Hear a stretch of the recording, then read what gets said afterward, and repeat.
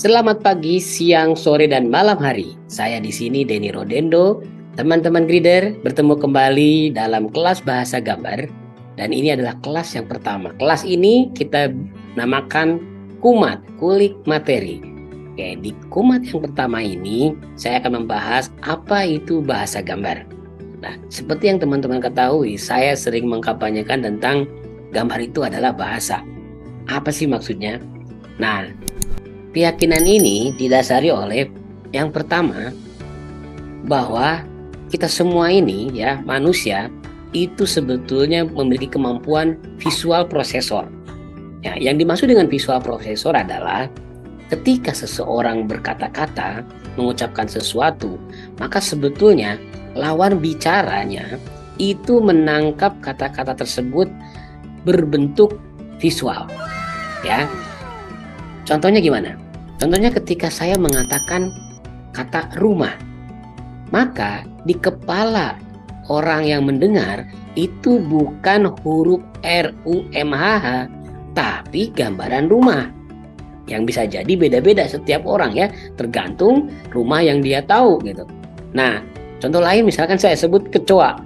Nah, tuh kan ada yang langsung bergidik.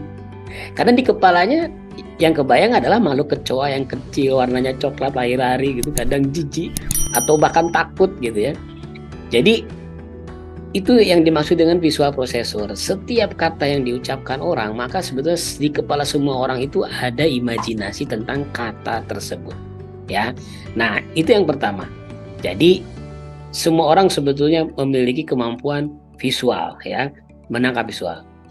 Yang kedua, semua orang, kita semua dilahirkan sejak kecil itu sebetulnya memiliki kemampuan menggambar. Karena belum bisa menulis, maka yang kita lakukan adalah mencoret. Ya, kita coret-coret mau di kertas, di dinding, dimanapun, dengan maksud kita ingin menyampaikan sesuatu gitu. Saya mau cerita tentang ayah, ibu, adik, atau tempat-tempat, ya kita akan menggambar tentang cerita horor, superhero, apapun kita gambar. Karena kita belum bisa menulis dan tanpa takut menggambar. Ya, tapi sayangnya ketika masuk sekolah, gambar kita itu dinilai, ya. Karena guru gambar punya standar. Gambar yang bagus itu seperti ini. Nah, sehingga gambar yang tidak bagus itu mendapatkan nilai rendah. Karena sering kali mendapatkan nilai rendah, mulai yakin bahwa saya nggak bisa gambar. Itu ya. Jadi sampai sekarang banyak orang dewasa yang kalau ditanya siapa yang bisa gambar, kebanyakan pada umumnya bilang nggak bisa gambar. Ya, jadi karena punya standar bagus itu gitu. Nah, sekarang sebetulnya kalau kita kembalikan kepada gambar sebagai bahasa, maka ya harusnya seperti anak-anak kecil itu gitu. Dia nggak takut salah. Yang penting gambarnya punya pesan dan dia bisa menyampaikan cerita yang panjang lebar tentang gambarnya itu. Nah, jadi kita akan lakukan belajar tentang bahasa gambar ini dan kita harus tahu juga manfaatnya. Untuk itu, mari kita coba lihat apa manfaat yang pertama. Mengaktifkan otak kanan. Gimana maksudnya? Jadi teorinya setiap satu sel di otak kiri itu tersambung dengan satu sel di otak kanan. Jadi kalau otak kirinya berkata-kata, berhitung dan sebagainya, maka otak kanannya juga sebetulnya harusnya bisa aktif. Tapi karena tidak sering digunakan, maka kita aktif otak kirinya ya.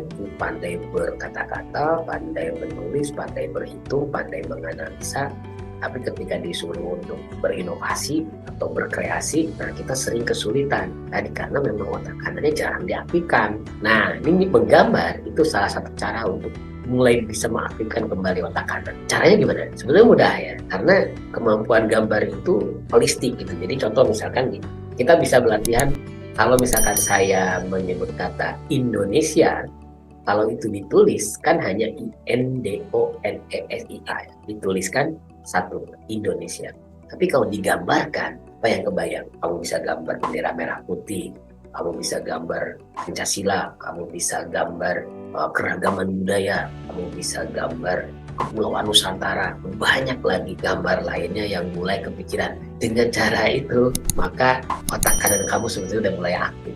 Dan itu bisa dipakai untuk berpikir menyebar. Jadi kemampuan otak kanan itu dia berpikirnya luas gitu, yang tadi holistik. Jadi melihat dari segala sisi. Makanya sangat bagus untuk siapapun ya ketika otak kanannya aktif. Kan sangat memungkinkan dia punya banyak ide, punya banyak gagasan, dan bisa menghasilkan berbagai inovasi. Satu, gambar bisa mengaktifkan otak kanan. Otak kanan itu suka dengan warna, dengan gambar, dengan musik dan segala macam, itu juga bisa. Tapi gambar menjadi salah satu alat bantu untuk mengaktifkan otak. Manfaat yang kedua adalah visual thinking. Kita sering dengar kata visi. Biasanya para pemimpin, para manajer atau di organisasi ya, seringkali ada diskusi tentang bagaimana melihat masa depan. Masa depan itu sesuatu yang kita belum lihat, ya belum tahu. Maka ya harus dibayangkan, harus diimajinasikan. Kaitannya dengan apa? Dengan visual. Makanya seringkali kita dengar ada satu visi yang dituliskan ya. Kebanyakan pun kita menuliskan visi.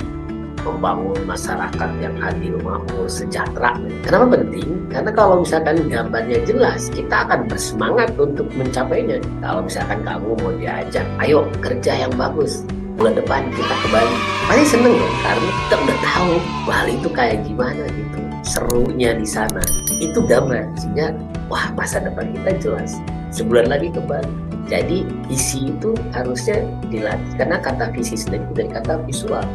Semakin jelas gambaran masa depan yang kita inginkan, semakin kuat daya tarik untuk mewujudkannya.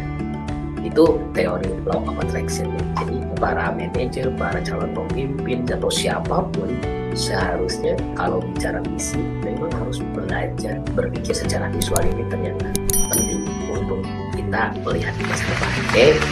Yang ketiga, manfaatnya adalah bicara tentang komunikasi yang efektif. Karena sebetulnya kemampuan kita sudah terlatih, ya menulis sudah biasa, berbicara sudah biasa. Ada satu keterampilan yang sebetulnya bisa dilatih, yaitu menggambar.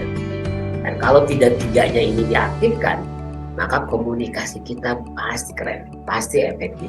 Saya sebutnya komunikasi yang cerah, ya, mencerahkan komunikasi. Kita akan lebih clear dengan informasi, kita merasa lebih jelas dengan hal-hal yang kita bicarakan, karena selain ada tulisannya, ada kata-katanya, dan ada gambarnya.